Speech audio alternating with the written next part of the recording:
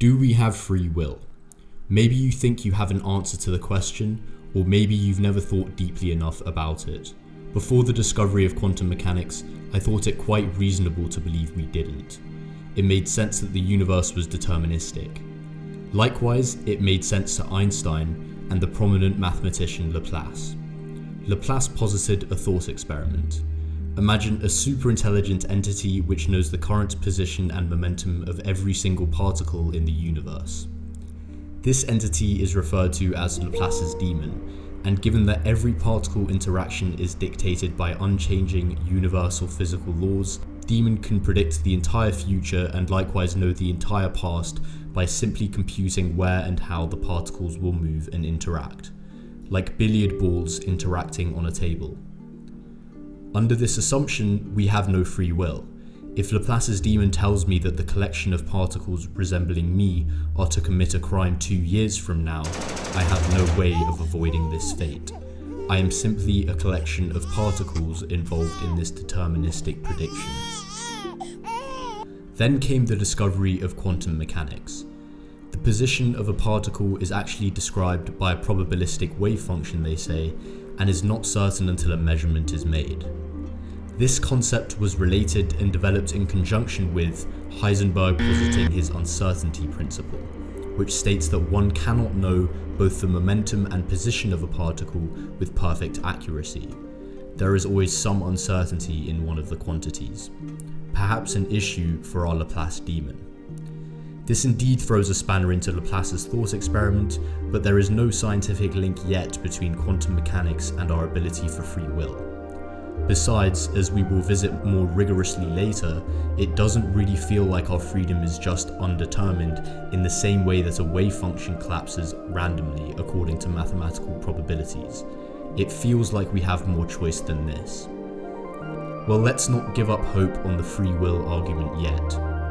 What other key assumption is Laplace's thought experiment making? Laplace is assuming that information stays constant in the universe. No new information is introduced into the system, our universe, at any point. Given the present state of all the particles and their momentum, all future and previous states can be deduced already. The information present at one point in time is the same amount present at all points in time. We are going to see why this assumption could be the key to nullifying the reductive determinism argument. But first, entropy.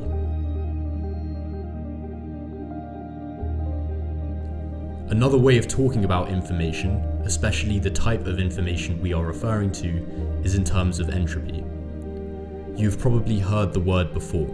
A common way people think about entropy is the amount of order or disorder in a system. An ordered system is more structured. We say an ordered system has low entropy. A system's maximum entropy state is the state in which it is most disordered at its highest entropy.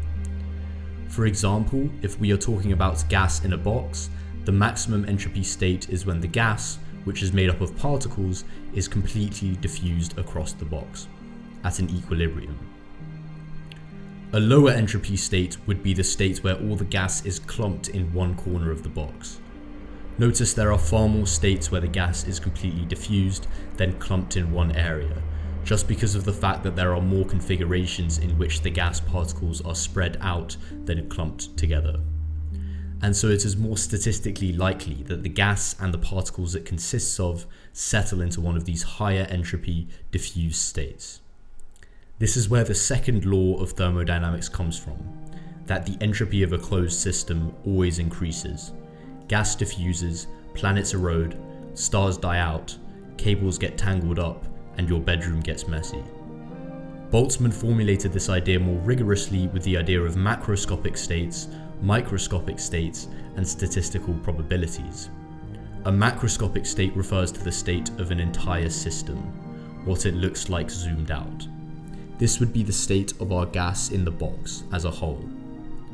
A microscopic state pertains to the properties of the individual particles that make up the system. This would be the individual gas particles. Note how for a given macroscopic state, say the gas at equilibrium in the box, there are many possible microscopic states it could be in. think about all the different gas particle configurations which could make up this macroscopic state. Now, the key idea is that some macroscopic states, specifically those which have higher entropy, have more corresponding microscopic states than others.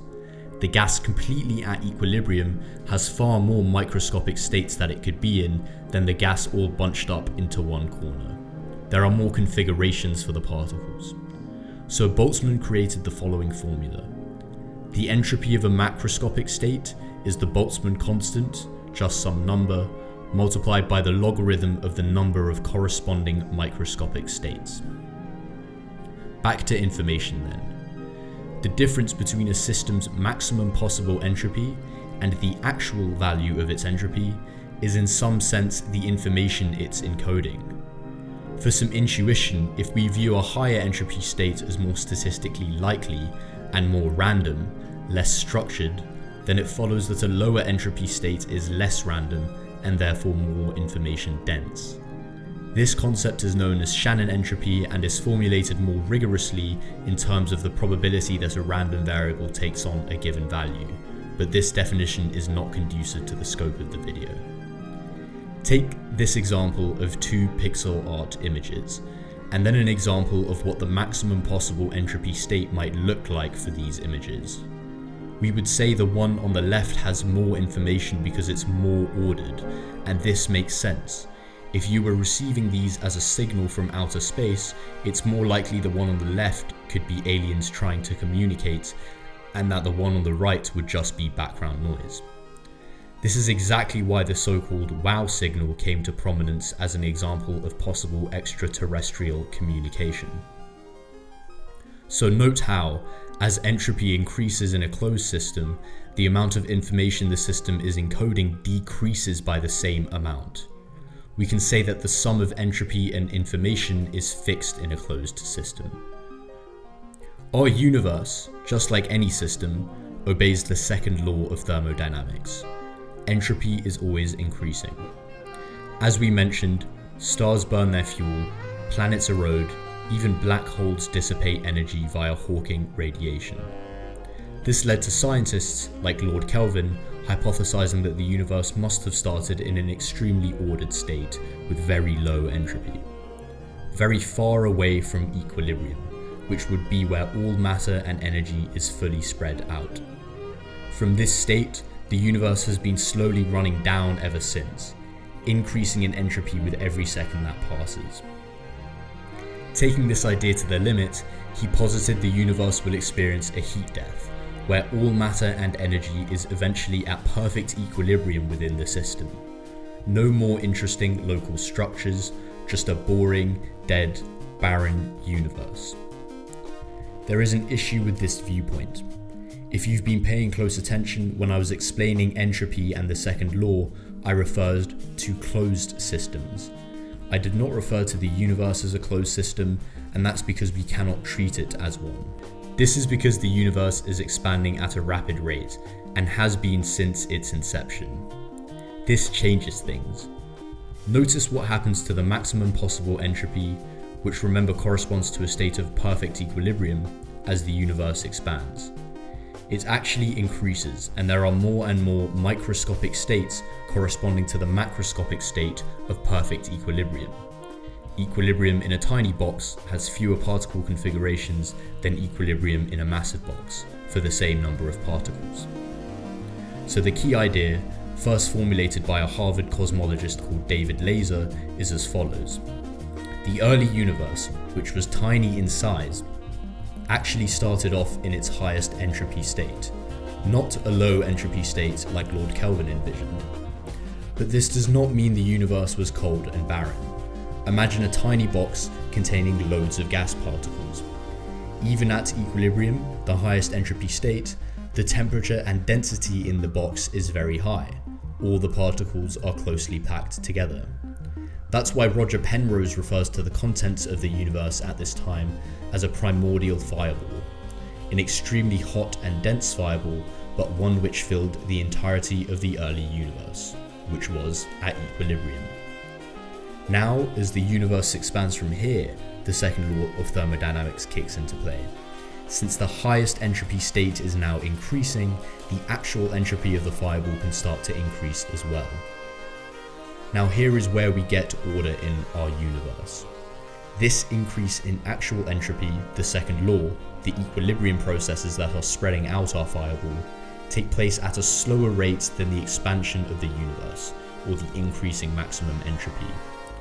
One can think of the fireball as being given breathing room to develop into different structures, like simple particles, and then elements, and then stars. And we are left with the universe we have now. We have local departures from what the current state of perfect equilibrium would look like stars and planets, but these are still less hot and dense than that early fireball. And since we have the maximum possible entropy of the system increasing at a faster rate than the actual entropy of the system, that means information is increasing also.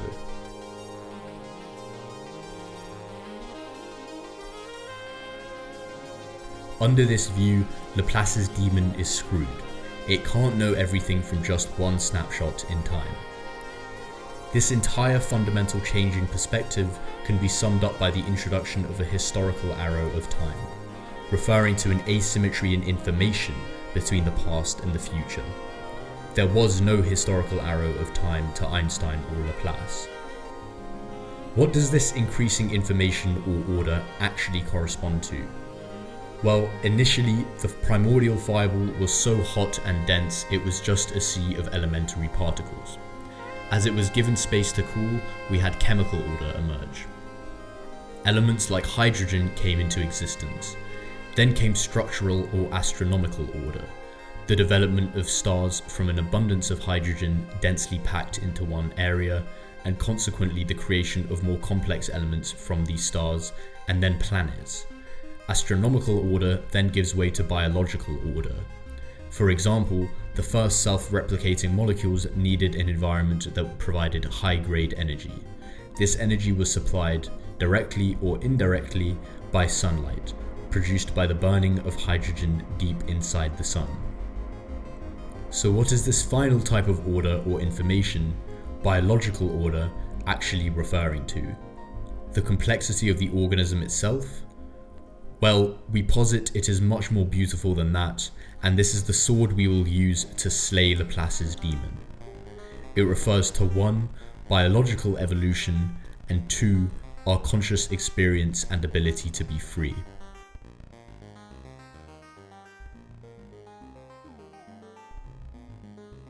Randomness is an essential feature of the reproductive process. In nearly every biological population, new genes and new combinations of genes appear in every generation. Reproduction, whether sexual or asexual, involves the copying of genetic material. In all modern organisms, the copying process is astonishingly accurate, but it isn't perfect. On occasion there are copying errors, and these have a random character.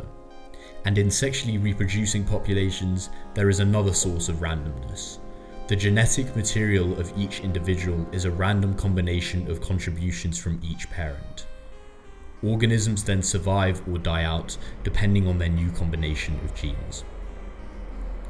This refining of the genetic code is an introduction of novel information and order which was genuinely not present or prefigured in earlier states of the universe. Just like how a physical system far removed from thermodynamic equilibrium, the macro state of maximum randomness, is highly ordered, so is a protein whose biological fitness can't be improved by changes in its sequence of amino acids. It belongs to a very small subset of the class of polypeptides of the same length. A freely taken decision or creative act doesn't just come into being. Different philosophers and scientists have tried to argue both that freedom is deterministic and that it is indeterministic. We posit that freedom is neither. Our entire aim was to find a more rigorous backing for the very intuitive and inescapable feeling that our freedom is clearly not predetermined. But it is also not just undetermined or random, in the same way a wave function just collapses. Rather, every free act belongs to a causal chain which starts in our brain. It is the necessary outcome of deliberation, what we may call planning or foresight, which we can only do in the first place because the action itself has predictable consequences that we can ponder. Intuitively, someone who bases an important decision on the toss of a coin is seemingly acting less freely than someone trying to assess its consequences and evaluate them in the context of their value hierarchy and their ethics. An essential aspect of this deliberation is that the outcome seems undetermined. It is created by the process of deliberation itself, a process unfolding in time, adding information and order to the universe. Rather than our free acts being a knock-on effect dictated by unchanging physical laws and a previous state of the universe, they come into being as genuinely new creations, adding information and order to the universe that was not there before. Because these neurobiological processes also generate information, and because our consciousness enables us to experience those processes directly, the intuitive perception of the world as unfolding in time captures one of the most deep-seated properties of the universe. Although consciousness gives us only superficial and incomplete glimpses of this ceaseless constructive activity, we are aware of it almost continuously during our waking hours. This awareness may be the source of, or even constitute, the subjective impression that we participate in molding the future. This type of order might be a good conduit for the otherwise nebulous concept of creativity. All order-generating processes may be said to be creative, but some intuitively seem to deserve the label more than others. For example, the development of chemical order in the early universe seems less creative than the development of either types of biological order. In this case, we will use the order created by biological evolution as our example. To gain insight into the difference, let's compare the evolution of a star cluster with the evolution of a biological population. Suppose we are given a statistical description of the cluster's initial state and asked to calculate its subsequent evolution. To do the calculation, we have to assign an initial position and velocity to each star. This can be done in many different ways that are consistent with the given statistical description of the initial state, and different assignments will yield different evolutionary trajectories. But if the number of stars is large, these evolutionary trajectories diverge very little because each star corresponds to the combined attraction of all the others. And the combined attraction is insensitive to statistical fluctuations in the cluster's initial state. Now consider a biological population. Suppose we knew everything that could in principle be known about the population's initial state, including the genotypes of all the organisms belonging to the population. Suppose we also had the ability to simulate on a supercomputer every relevant aspect of the evolutionary process. Could we then predict what genotypes would be present in the population at some time later? No, at least not for a population undergoing significant evolutionary change. The reason is that evolutionary outcomes are very sensitive to some of the random genetic changes brought about by mutation and genetic recombination. Suppose we could enumerate all possible outcomes of every mutational and recombinational event and assign a probability to each of them. We would then be able, in principle, to construct a complete statistical description of our evolving population. This description would encompass a vast number of qualitatively distinct, multiple branching pathways, each with only a tiny probability of being realized. It would therefore contain very little information about the history of any given population. A prediction about the outcome of a horse race that assigns a small and nearly equal probability of winning to each of a large number of entrants isn't very informative.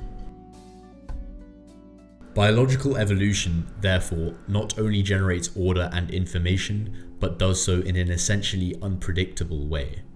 This is an essential element of every truly creative process. A creative process not only generates order, but does so in an essentially unpredictable way. Now let's look at the case of biological order generated from our conscious experience of free will. In the same way, rigorously computing the outcome of a biological population might be fundamentally impossible, so is trying to compute and predict the outcome of our decision-making process. Things occur to us in the moment, original thoughts and ideas seemingly spontaneously arrive, and disparate synaptic connections are triggered via an infinitely complex web of electrical impulses. The definition of creativity is the use of imagination or original ideas to create something, inventiveness.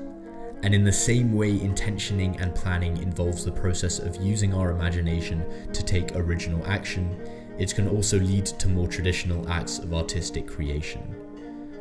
A lover of Mozart will immediately recognize the authorship of a Mozart divertimento that he happens not to have heard before. The piece will sound like Mozart, and at the same time it will seem new and fresh. It will be full of surprises. If it wasn't, it wouldn't be Mozart. In the same way, the outcomes of self-creation are new and unforeseeable, yet coherent with what has gone before. Neither determined nor undetermined, but riding the beautiful balance of order and chaos which fills our universe with entropy.